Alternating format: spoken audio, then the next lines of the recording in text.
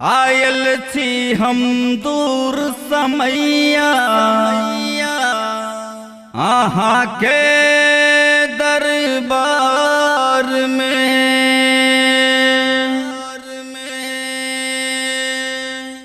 डंका के नामक बाज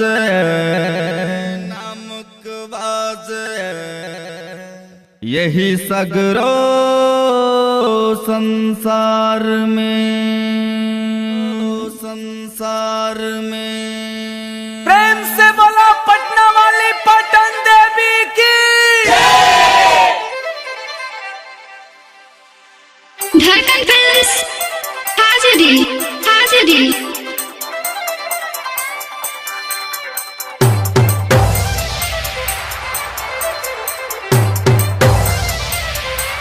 अब देखी गे मैया तू गे बेटा को ना जीवै छो। अब देखी गे मैया तू गे बेटा को ना जीवै छो। तोरा रहते देखी गे मैं के हमरा टूगर कहै छो, गे हमरा टूगर कहै छो। आबो देखी गे मैया तू गे बेटा को ना जीवै छो।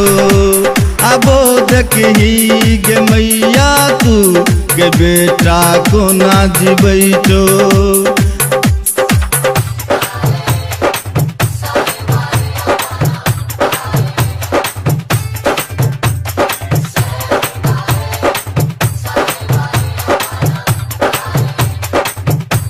आबो देखी गे मैया तू गे बेटा को ना जीवै छो। आबो देखी गे मैया तू गे बेटा को ना जीवै छो। देखी गे बेटा भूखे मरै छो, अपने तू तो सुतल छे।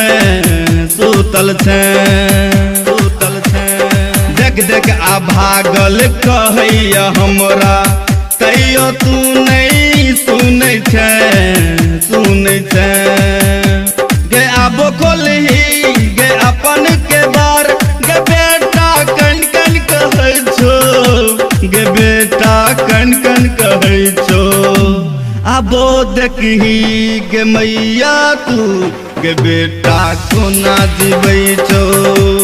आबो देखी गे मैया तू गे बेटा को ना जीवै छो।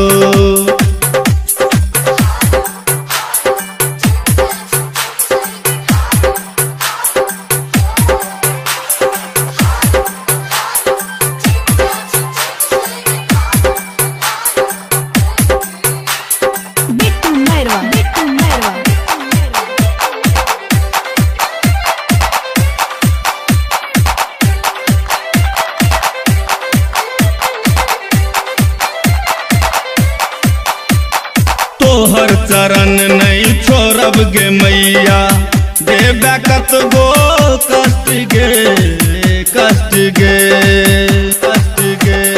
कहियो गे मैया तोरे पूजब हम, क देबे चाहे नष्ट गे। गे एक बेर सुनी तू रंजित के पुकार, गे तोरा अभिषेक कहै छो, गे तोरा रंजित कहै छो।